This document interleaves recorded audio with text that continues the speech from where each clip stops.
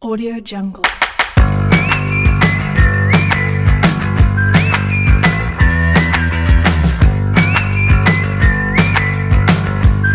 Jungle.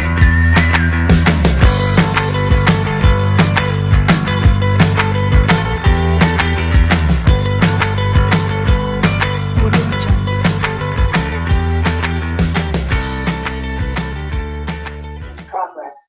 Bismillahirrahmanirrahim. Assalamualaikum warahmatullahi wabarakatuh.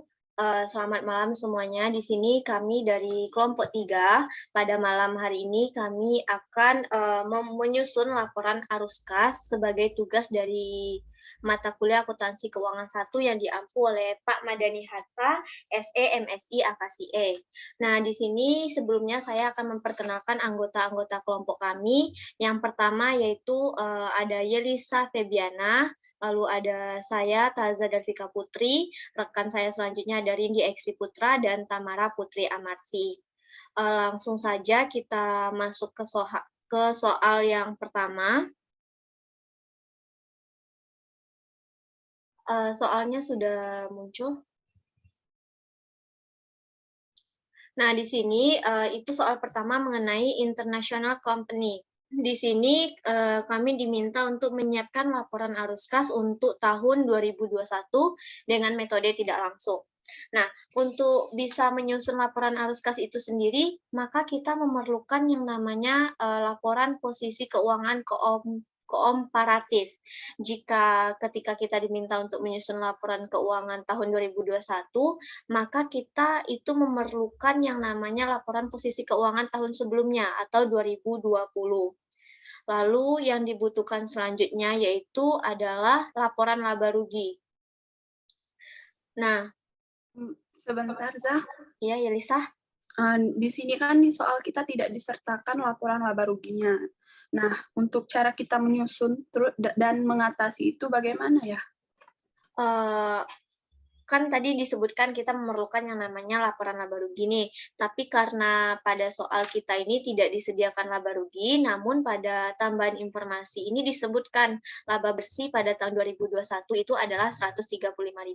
Menurut saya ini sudah cukup membantu karena pada saat menyusun laporan arus kas nanti pada aktivitas operasi itu yang dibutuhkan adalah total laba bersihnya serta ada penyesuaian-penyesuaiannya, dan dapat dilihat di sini juga ada beban depresiasi yang mungkin nanti dapat membantu juga. Lalu yang dibutuhkan selanjutnya adalah tambahan informasi. Nah, karena ada tambahan informasi ini tadi, karena kita nggak ada yang namanya laporan laba rugi, tapi pada tambahan informasi disebutkan adanya laba bersih, sehingga itu dapat membantu. Nah, itu saja yang untuk pembukanya. Dari teman-teman, ada yang bisa bantu apa tidak, apa langkah selanjutnya untuk menyusun laporan arus kas ini? Untuk langkah yang pertama yaitu menentukan perubahan saldo pada laporan posisi keuangan. Boleh langsung disalin aja yang sebelumnya itu, biar gampang ya.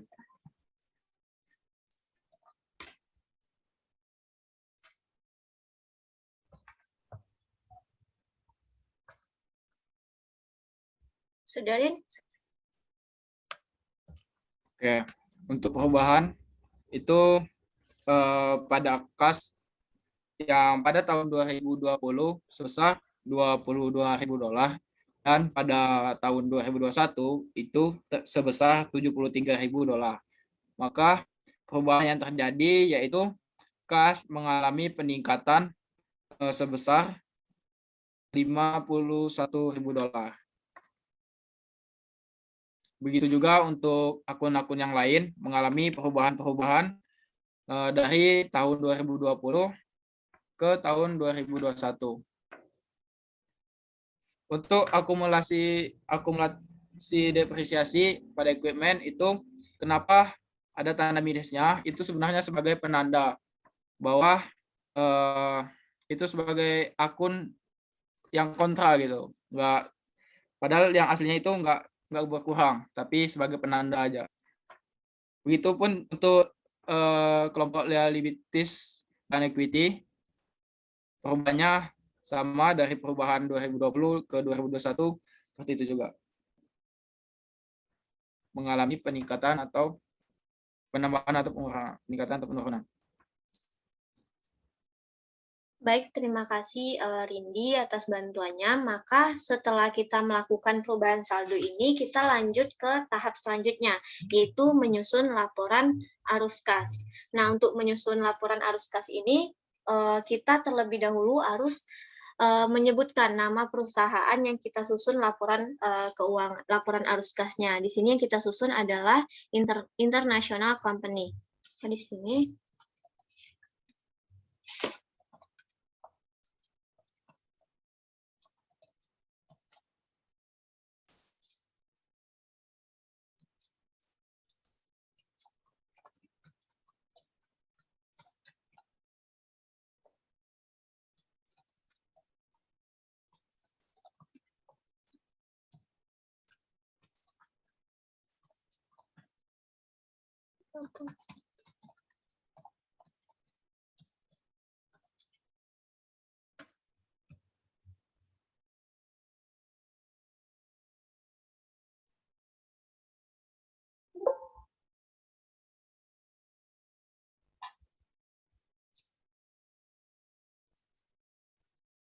Nah, kenapa langkah pertamanya itu kita kan harus membuat judulnya atau nama perusahaannya. Apabila kita tidak membuat nama perusahaan, maka kita dapat itu akan melanggar yang namanya asumsi dasar, yaitu asumsi economic entity. Karena laporan keuangan yang kita susun itu harus jelas milik perusahaan mana yang kita susun. Lalu asumsi economic entity selanjutnya yang harus kita penuhi itu adalah dengan menyebutkan laporan keuangan mana yang kita buat. Nah, untuk selanjutnya itu adalah tahun atau tanggal penyusunannya itu jangan sampai salah. Yang berbeda itu hanya laporan posisi keuangan. Jika dia laporan posisi keuangan, maka dia per 31 Desember di sini. Namun jika itu laporan keuangan lainnya selain laporan posisi keuangan dan catatan atas laporan keuangan itu dia untuk tahun atau untuk periode yang berakhir. Seperti contohnya di sini untuk tahun yang berakhir 31 Desember 2021. Di sini kita beri garis dulu.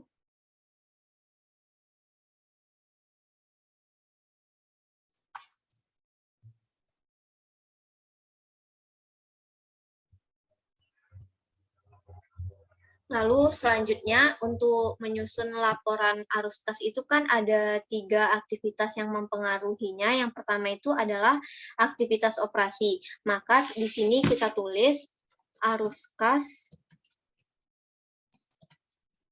dari aktivitas operasi. Nah, aktivitas operasi ini adalah item atau transaksi tunai yang mempengaruhi item-item dalam laporan laba rugi. Maka di sini yang pertama kali kita masukkan itu adalah laba bersihnya.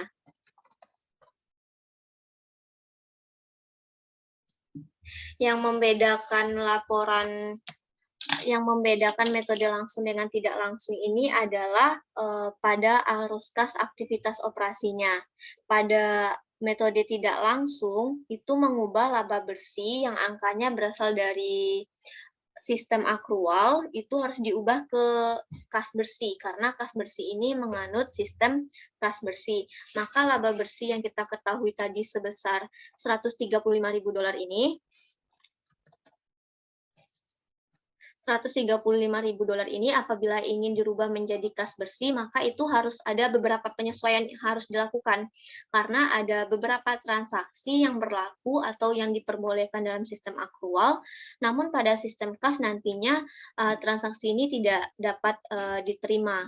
Maka untuk merubah laba bersih menjadi kas bersih itu terdapat beberapa penyesuaian-penyesuaian yang harus kita lakukan agar laba bersih 135.000 ini nantinya menunjukkan saldo yang sesuai dengan kas bersih. Maka di sini ada penyesuaian untuk mengubah laba bersih menjadi kas bersih.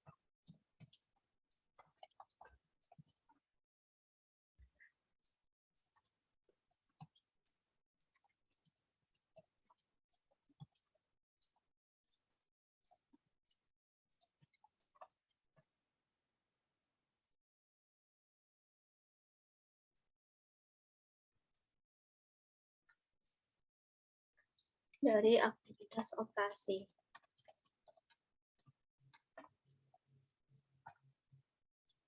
Nah, berdasarkan penyesuaiannya itu terdapat 4 penyesuaian. Yang pertama itu adalah apabila ada aktivitas-aktivitas non-cash, maka itu harus disesuaikan. Dapat dilihat di informasi tambahan itu disebutkan ada beban depresiasi sebesar $24.000. Nah, beban depresiasi ini merupakan beban non-cash. Kenapa dia beban non-cash? Karena dia tidak ada kas yang dikeluarkan oleh perusahaan untuk membayar beban depresiasi ini. Maka pertama di sini kita sebutkan beban depresiasi. Nah, beban depresiasi ini kita tentukan apakah dia menjadi penambah atau menjadi pengurang. Karena beban depresiasi pada laporan laba rugi yang mengandung sistem akrual, dia dijadikan sebagai pengurang, maka pada saat mengubah laba bersih 135.000 ini menjadi kas bersih, beban depresiasi ini dijadikan sebagai penambah. Karena apa? Karena pada sistem kas itu menyatakan transaksi itu diakui apabila ada kas yang dikeluarkan. Sedangkan pada beban depresiasi ini kan tidak ada kas sama sekali yang dikeluarkan. Sehingga untuk mengakuinya sebagai kas bersih, beban depresiasi ini dijadikan sebagai penambah sebesar $24.000. Lalu untuk penyesuaian selanjutnya dari teman-teman ada yang bisa membantu jelaskan? Baik, untuk yang selanjutnya yaitu penyesuaian atau keuntungan atau kerugian dari penjualan aset tetap. Namun pada perusahaan internasional company ini tidak memiliki penjualan, tidak ada penjualan, maka langsung saja ke penyesuaian pada perubahan saldo aset lancar selain kas. Pada kelompok aset itu ada akun receivable dan inventory. Oke, yang pertama itu akun receivable. Akun receivable pada posisi keuangan tadi mengalami perubahan atau penambahan nilai sebesar 9.000. Maka pada laporan arus kas itu dicatat sebagai peningkatan saldo piutang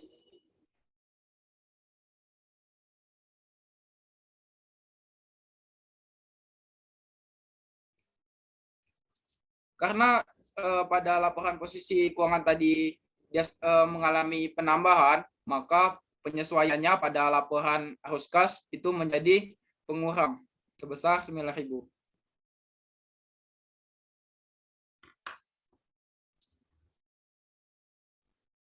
Oke, yang selanjutnya tadi inventory.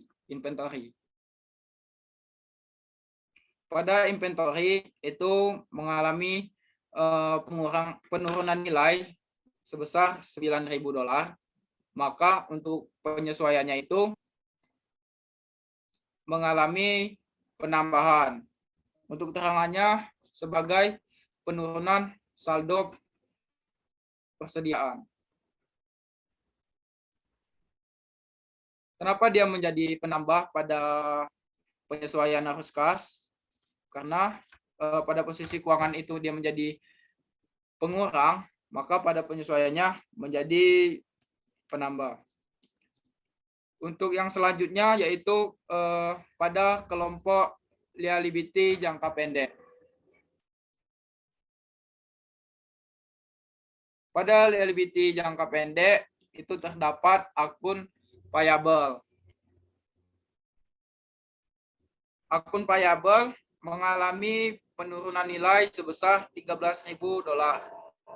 Maka penyesuaian pada laporan arus kas menjadi penyesuaiannya tetap terjadi penurunan 13.000 karena perusahaan mengeluarkan kas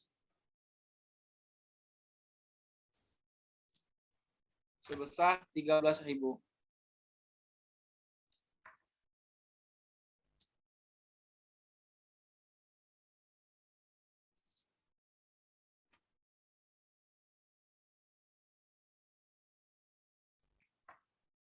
Oke, untuk jumlah dari aktivitas operasi,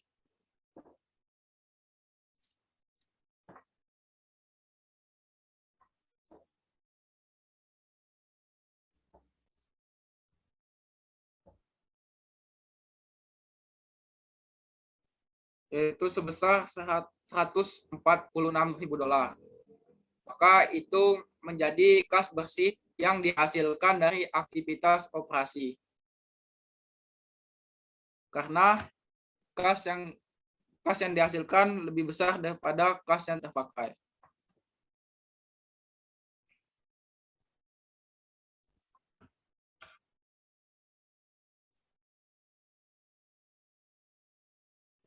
Baiklah, itulah penjelasan dari saya. Untuk selanjutnya saya kembalikan ke moderator. Terima kasih kepada Rindi atas penjelasannya. Selanjutnya itu adalah arus kas dari aktivitas investasi. Dari teman-teman yang lain, apa ada yang ingin membantu? Baiklah, di sini saya akan menjelaskan arus kas dari aktivitas investasi.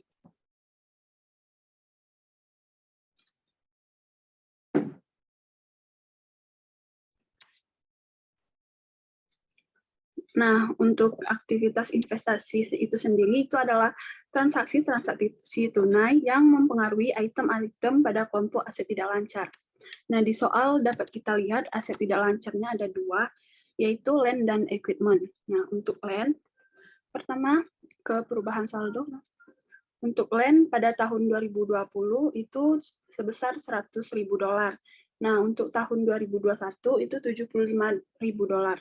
Nah, di sini dapat kita lihat land atau tanah kita mengalami pengurangan, yaitu sebesar $25.000. Nah, ke LAK-nya. Tanah. Nah, di sini itu tanah kita mengalami pengurangan itu karena kita jual. Nah, itu karena kita jual mendapatkan cash. Nah, jadi cash kita bertambah. Nah, jadi maka penyesuaian yang harus kita buat adalah tanah dijadikan sebagai penambah sebesar $25.000. Nah, untuk yang selanjutnya itu ada equipment. Pada tahun 2020 equipment kita sebesar $200.000. Nah, pada tahun 2021 menjadi $250.000. Di sini kita lihat equipment kita mengalami penambahan sebesar $50.000. Nah, di LAK-nya kita catat sebagai pembelian equipment.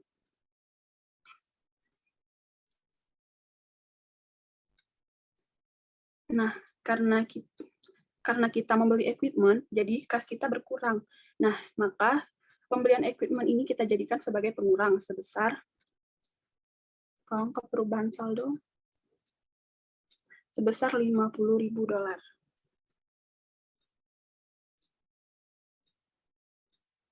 Nah, kita jumlahkan terlebih dahulu.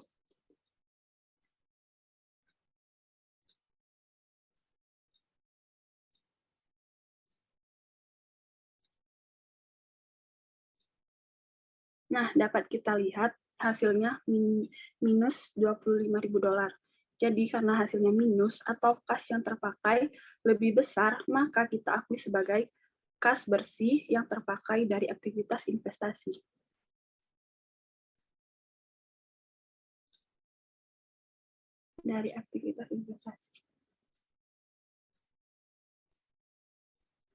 Baiklah, itu saja yang dapat saya jelaskan. Saya kembalikan ke moderator. Baik, terima kasih kepada Yelisa atas penjelasannya. Langkah selanjutnya yaitu arus kas dari aktivitas pendanaan. Dari teman-teman ada yang ingin membantu menjelaskannya? Baiklah, saya akan membantu di bagian aktivitas pendanaan. Nah, di sini aktivitas pendanaan itu transaksi-transaksi tunai yang mempengaruhi item-item pada kelompok liabilitas jangka panjang atau ekuitas. Dan yang pertama itu ada bonds payable.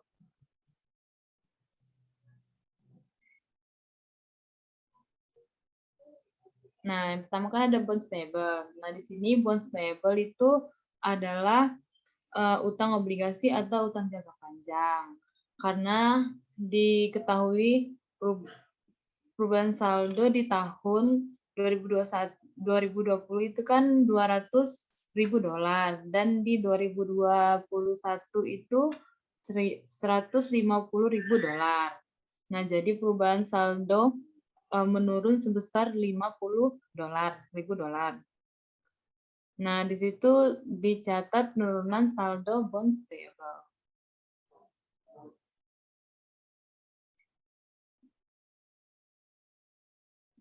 Sebesar 50.000 dolar.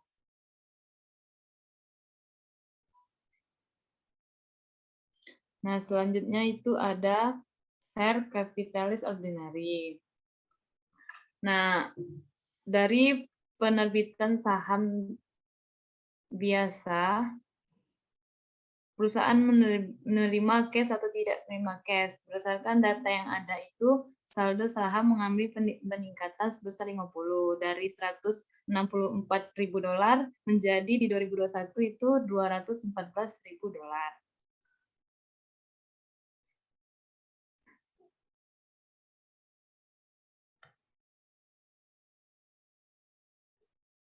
Untuk memastikan menerima cash atau tidak itu dilihat pada informasi tambahan. Nah, di situ kan informasi tambahannya adalah saham biasa telah diterbitkan secara tunai pada nilai nominalnya. Nah, dilihat di situ penerbitan saham biasa sebesar 50.000 dolar. Nah, selanjutnya saya kembalikan kepada moderator. Baik, terima kasih kepada Tamara atas penjelasannya. Maka transaksi berikutnya itu adalah pembayaran dividen. Pada soal ini kan diberitahu pada tambahan informasi itu ada dividen yang telah diumumkan dan dibayar cash. Bagaimana cara kita untuk mengetahui seberapa besar dividen yang telah dibayarkan, sedangkan pada laporan posisi keuangan itu tidak diberitahu berapa besar dividennya, lalu kita juga tidak ada yang namanya laporan laba rugi. Maka kita lakukan perhitungannya dengan cara yang pertama yaitu kita telah mengetahui saldo awal dari retained earnings kita itu adalah 134.000. Saldo awal ini sama dengan saldo akhir pada periode 31 Desember 2020. Nah, yang meningkatkan retained earning ini adalah net income atau keuntungan yang diperoleh oleh perusahaan dalam satu periode. Nah, laba bersih yang disebutkan pada tambahan informasi ini 135.000 dolar, ini akan dapat menambah saldo dari retained earning. Ini adalah net income atau laba bersihnya. Nah, untuk menutup net income pada jurnal penutup, maka itu ditutup pada retained earning, sehingga itu dapat menambah saldo retained earning-nya atau saldo laba ditahannya. Nah, selain laba bersih, yang selanjutnya dapat mempengaruhi retained earning itu adalah dividen. Berapa jumlah dividen yang dibayarkan oleh perusahaan kepada pemegang sahamnya. Nah, di sini kita akan menghitung berapa jumlah dividen yang dibayarkannya. Maka cara menghitungnya adalah itu jumlah laba bersih 135.000 dolar ini dikurangi dengan perubahan saldo retained earning, yaitu 65.000 dolar. Maka dapat hasilnya di sini 135.000 dolar dikurang dengan 65.000, maka hasilnya 70.000 dolar. Dividen yang diumumkan dan yang dibayarkan diperoleh dari net income dikurang dengan perubahan saldo retained earning.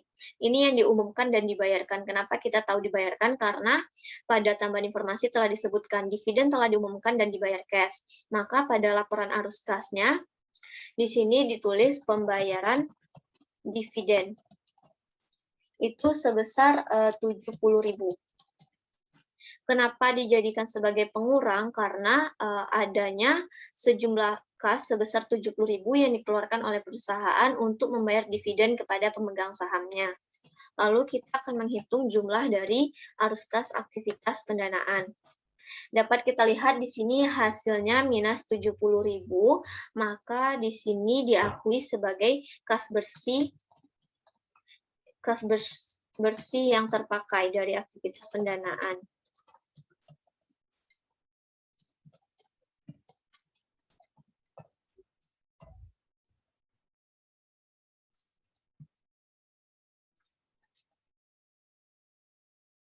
Nah, karena semua aktivitas yang mempengaruhi laporan arus kas sudah kita masukkan, selanjutnya kita akan menghitung telah terjadi peningkatan atau penurunan saldo pada tahun ini. Maka caranya adalah kita hitung terlebih dahulu atau kita jumlahkan kas bersih dari aktivitas investasi dengan kas bersih dari aktivitas operasi dengan investasi dan pendanaan. Maka di sini dapat kita lihat hasilnya sebesar 51.000, tidak ada minus, maka di sini telah terjadi peningkatan kas bersih. Untuk tahun 2021. Nah, lalu selanjutnya kita masukkan kas awal periode. Awal periode atau kas pada tanggal 31 Desember 2020. Itu sebesar $22.000.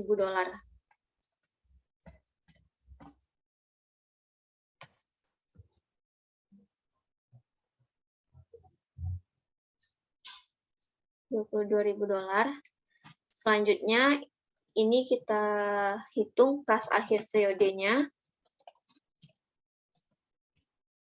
atau 31 Desember 2021.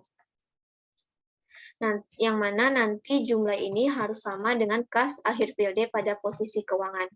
Di sini jumlahnya adalah 73.000, lalu kita lihat pada soal, jumlah kas akhir periode 2021 itu juga 73.000.